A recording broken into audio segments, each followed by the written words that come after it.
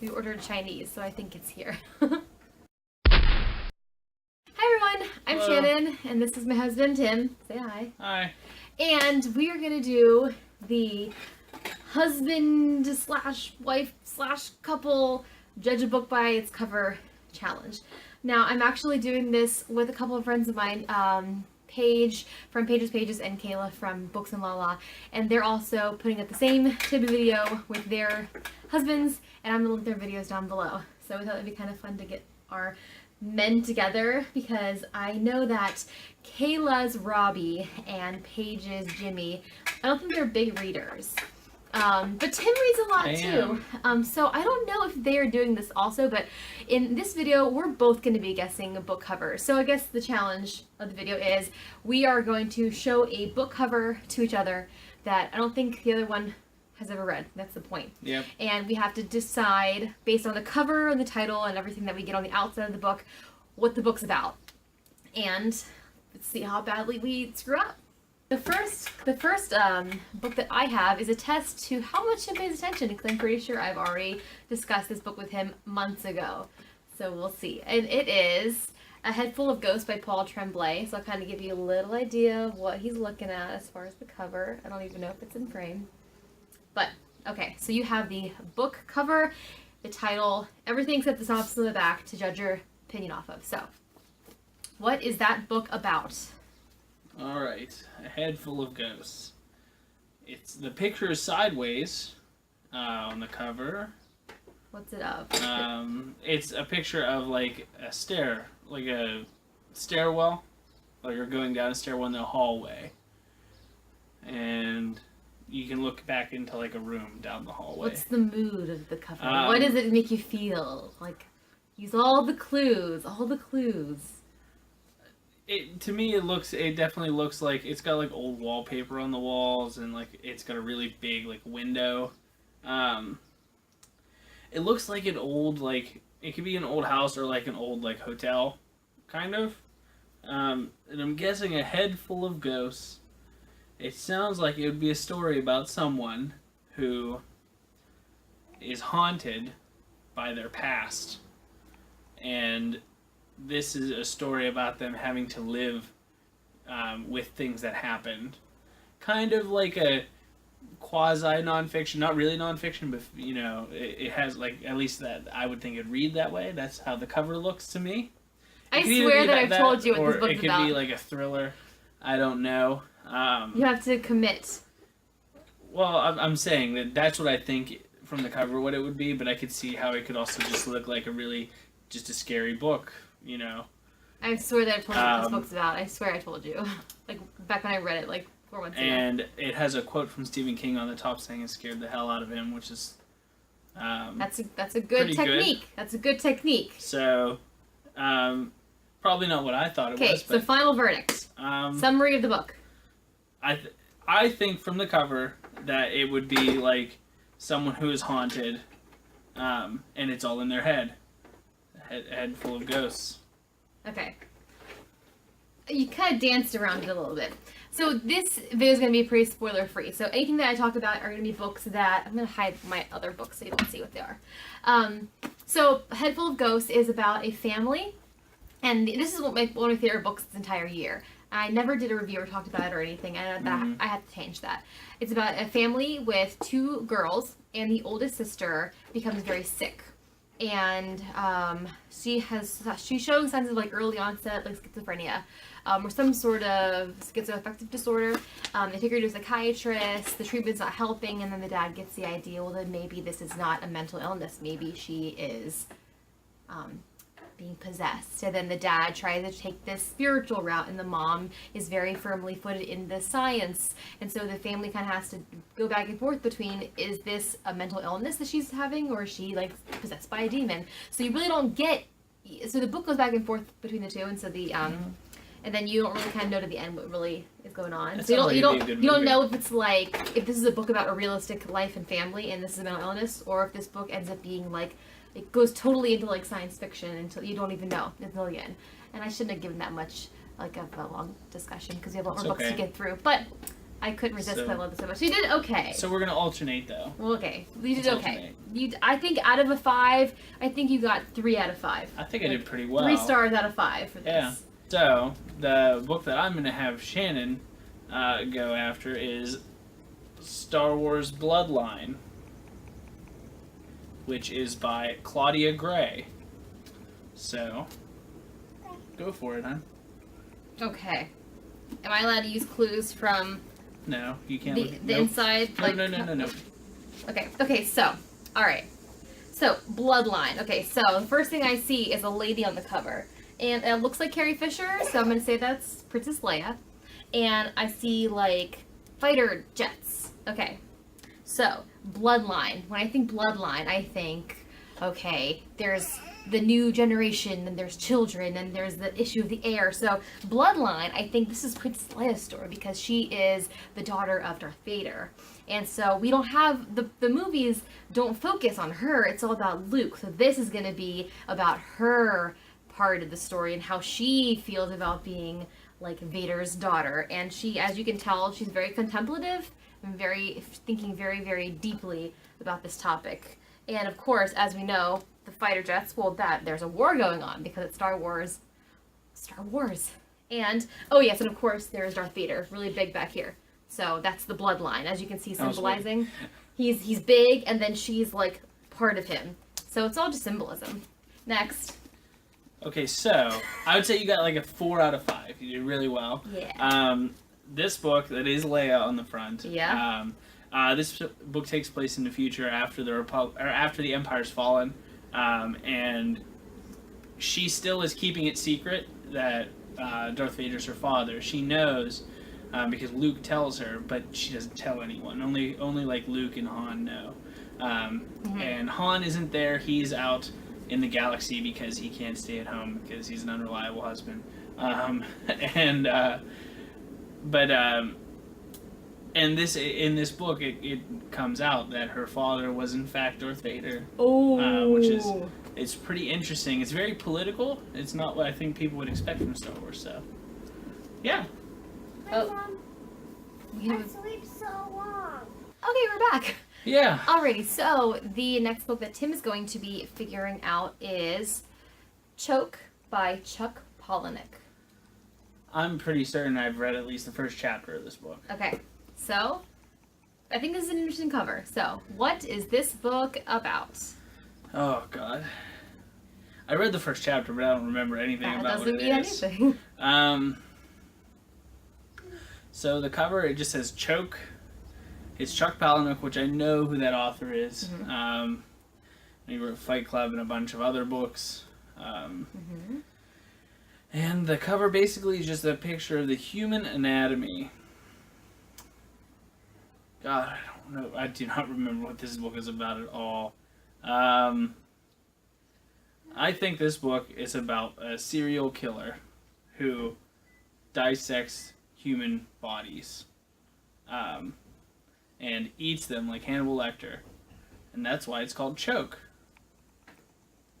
Okay, so for that summary, I give you a 0 out of 5. I knew it was bad. Nowhere close. So Choke is a story of a guy whose mother is in a nursing home and the bills are very, very high. So he has to develop a way to earn money to afford her care. And so he develops this con where he pretends to choke on food. Darn it. I remember this now. He pretends to choke on food in like upscale restaurants to have wealthy patrons save him. And then I guess, I'm not really sure how that happens in the book, but I guess after they save him, they feel responsible for him, or they like are really invested in him and feel bad for him, so they like send him money and like send him checks. And those funds are what he uses to pay for his mom's medical care. And then of course it's Chuck Palahniuk, so it's got all this other stuff involved, and it's like visceral and gory and graphic and kind of a big mess, but that's the core of the story. I knew so it. Nowhere Darn close. it. Darn it. So yeah, Choke was the big key. Yeah, I know. I went on I guess a if it was different a path. serial killer, he could be choking somebody. So I guess No, I thought that that you would did okay. see. I would read that story. I think that your Choke story. All right, so All right. my book for Shannon next. This is a book by my favorite author. This is Fluke by Christopher Moore. and I've read this book twice.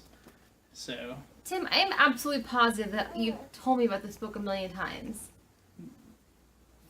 I'm pretty sure this is the story about... this is the one that has to do with whale songs.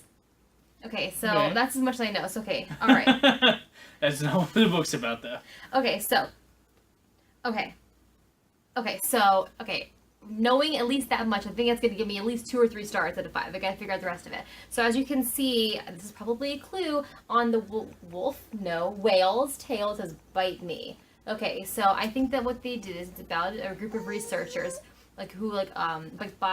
biologist researchers, and they are studying whale songs, and I guess they find a whale that has like this graffiti, this message on his tail, and they've got to figure out where it's from. Like, was he did someone do this to him? Is this just a magical whale birthmark? And it's all about language and studying how they communicate, and then how they can communicate with the whales in return. And of course, at the base of it, it's just a love story. So that's the move that So I'm about. gonna give you 2 stars out of should 5. have probably got at least 3 for that. No, because you got right that yes, it does entail whale song, Entail. and yes, Tail. there is a love story. That's right. Um, I should have gotten 3 stars for that. So there's a lot of spoilers here, though. This book is actually there's a researcher about humpback whales. Researcher, 3 stars. No, stop. You can't say it's about whale song and it's about researchers. It's the same thing. It's the same thing. Okay, whatever. Keep going. No, just a bunch of random people hear whale song. That could be his total story. No. Yes. So what actually happens is a man finds out that the whale song actually is binary sound. There's messages encoded in it, and it turns out that they're actually creatures that pilot whales, and that are part of an all-creating being that exists in the ocean underneath Chile. What? And it's really crazy. It's really funny. It starts off slow, but it gets a lot faster. Okay. And So it's about aliens. no, it's not aliens. They're not from another planet. They are from Earth. Okay. But they hide in the whales. And that's why you can't actually explain why a lot of whales do what they do. Okay. All right. So the next book that Tim is going to analyze is Everything by Nicola Yoon. So, and there's a lot going on this cover. So hopefully you can kind of get some sort of clue. So, have at it. There's no way that I'm going to get anything. The greatest risk is not taking one. That's true. So, I'm going to guess that this book, it has the cover basically is just a bunch of things. It has, like, flowers and animals and letters and eyes and diamond-shaped things and planes and all kinds of stuff. And so, just from the tagline that the book has, I'm going to guess that it's basically very similar to, like, Yes Man, where basically the person who is the protagonist of the book decides that they're going to just do, you know, everything they can and just enjoy life and have fun. And I'm guessing there's some kind of disease involved where they, you know, feel this need to just do everything in life, like cancer or something like that. And they have this drive to just do everything. So that's my synopsis for the book.